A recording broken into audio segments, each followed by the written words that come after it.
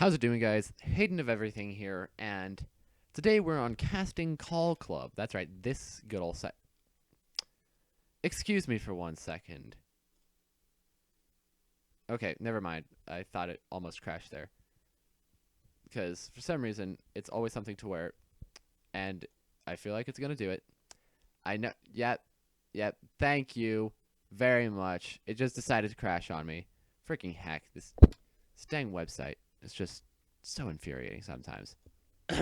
Anyways, as I was saying, with Casting Call Club, there's a lot of things we can do. So I'm going to be showing examples of what I would go for with my casting calls, as in if somebody were to choose a casting call for me to do, these are the kind of traits I would look for before auditioning. So let's start off with one that I was actually doing in an earlier recording, but because Bandicam's kind of sacrilege to me, I decided it ended up being like cut out.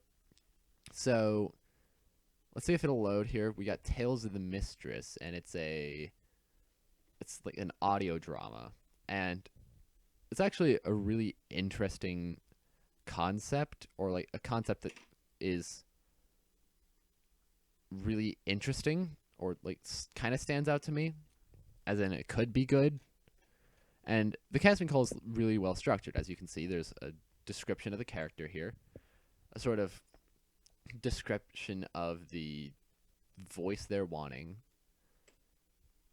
over here as well, and we have lines here. Now I'll explain the importance of having lines actually on the casting call later, but let's actually just continue through this. So we have all sorts of different accents, and you'll see that this one's a bit weird because it has only one line, yet 3 blocks, with 2 of the blocks being blank, but that's probably just a design mess up.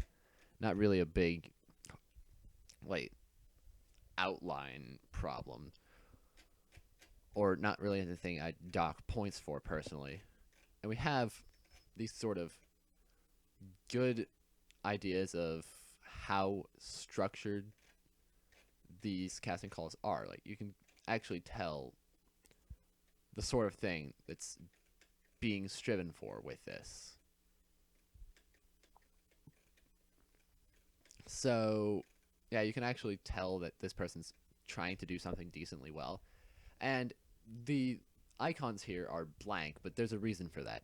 You see, in audio dramas, you don't see the characters. You really only hear them. So it's kind of a better idea to leave them blank instead of just drawing up a character design for the sake of, we need something in this, because there's not really a visual aesthetic to it other than, like, actually most of the time in audio dramas, like over the radio, like Orson Welles' War of the Worlds audio drama, you just hear it. You don't really see it. So it doesn't really matter that there's no icon here. But then we get into projects like The Sword and the Cat, or The Sword of the Cat. So with The Sword of the Cat, this is a really interesting casting call, or at least interestingly structured, because like it has this really unique and interesting storyline or structure to it, because the entire concept of The Sword of the Cat is it's like you have to essentially, it actually says here that there will be actual challenges in the game that can't be removed by like grinding levels and whatnot. And yeah, it explains that you can obtain better gear, but it really is only a tool. And it says that there's a lot of stuff that really stands out, but there are some things that are kind of faux pas to a lot of voice actors. For example, this is a casting that was made before the audition was closed, as in before this deadline of December 31st, 2019. So it's a bit of a problem in casting calls to actually do this, because if you do that, then there's a bit of a risk that the appeal of your project will kind of like decrease, I guess, because that means there's not as much versatility or not as many choices for a possible role, and it also shows that you might be wanting a good voice instead of the best possible voice.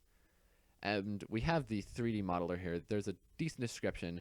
We got the sort of Unity logo, I think. I don't know what that is. It looks like a 3D printer, especially the kind you see at Boy Scout camp for the 3D printing class. But then we get into the sort of meat and potatoes of most casting calls, the voice acting lines, which are actually really low for some reason. Because we have this one up here, and then we have all sorts of different somewhat important roles. Then we have another line, then other important roles, then most of the lines, like the rest of the lines are just down here. So we have impossible roles, Ankansha, however you pronounce that. But let's talk about how to not structure a voice acting casting call. So if you're looking for a voice actor, do not just simply put say something you think would fit. This is that whole thing about having actual lines that I was talking about earlier.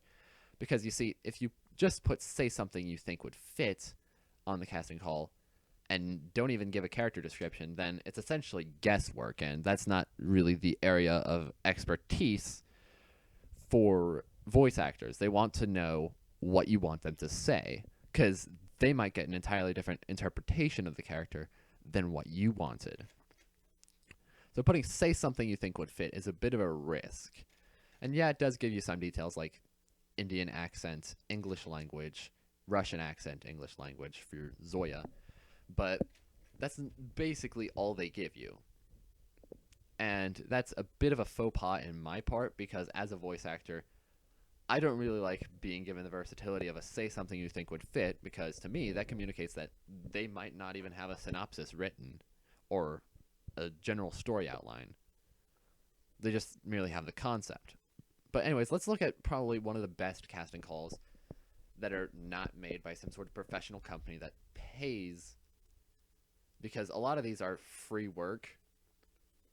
But Rabbit Saviors is a project that I actually did send in an audition for before making this video. But there's a few things that I consider to be really noteworthy about this. It has the introduction from the director as to why they made the show. It gives you a sort of concept on what this show is about, or what this show is going to be like. And you can see from this image that it's probably going to be more of a magical girl anime, essentially Sailor Moon with rabbit girls, I guess. So the thing is, we have these roles up here because we actually have the entire, basically every voice role is already casted. So, and the thing is, the whole reason why I'm saying this is because the actual casting for voice actors occurred on July 31st, if I'm not wrong. And I was brought on as a composer. As a matter of fact, I'm the only composer who actually found out about the project through Casting Call Club. As you will see in a short while, I'm actually the only one who sent in an audition. So that's kind of how that works, I guess. I don't know. There's 4 positions open, but there's a whole lot of other composers that are also working on the project. But we have all these different roles here, but okay, Bandicam just kind of cut out on me there, but then we get like different singing. Like we have, for the vocalist, we have like all sorts of different things. There's like we have on this sorry, like a direction on a song to sing, and then pick one of your favorite songs. And the whole pick one of your favorite songs could function as a sort of say something you think would fit, but by including a song being Wake Up America by Miley Cyrus, we kind of have a sort of idea on what the director is looking for, to where they have some sort of framework for what the line actually needs, or how to actually deliver this. Like the kind of thing that they actually want of the character. So let's actually scroll down here to the characters, and I'll use an example, Tokatsu. So here we actually have a really good description of what we're looking for. We have a 16 to 17-year-old with a French accent being preferred, but American accents will also be fine. As a matter of fact, I'm pretty sure the person who got the role actually used an American accent. But the thing here is that we also have a description of the character, sort of accent here, language, all this stuff. And we actually have some genuine lines here as well. And they're nice and short, so they don't take up a massive amount of time trying to record them. It can essentially be done really quickly. Like, just maybe like 30-ish seconds. Let me see if I can actually pull this up and find the audition that ended up being casted. So if I'm not wrong, let me see if I can actually have the audio picked up from the computer. But whatever, it doesn't really matter because we can actually pull this up and see that the audition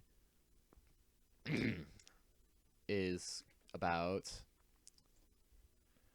50 seconds on the audition, but I'm pretty sure that's because they took 2 takes of it. Like, I'm pretty sure this part of the take is the French accent, this part of the take is the American accent, I guess, or her natural voice. The thing is, we have a lot of voice actors who auditioned for this, and the one who ended up getting the part was Jude1206, who actually sent in that audition, and you can actually see the run length of the audition, and choosing a shorter amount of lines allows for the audition to be done with a lot less time necessary, and this is done in like 2 takes, maybe even more. So, in short, that's kind of my ideas on how you should structure a casting call.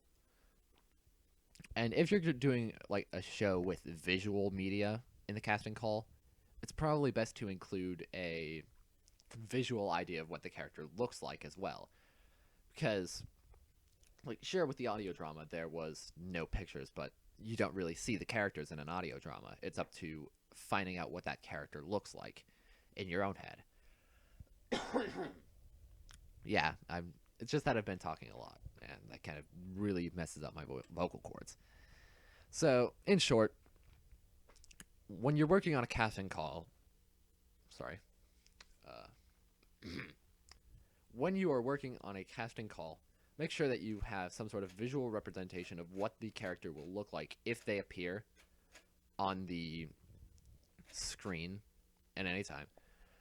And also use lines that are not say something you think would fit, because that is an absolute pet peeve for me, and that will probably ruin your chances instantaneously of me participating in your casting call. And with that being said, Hayden of Everything, signing out.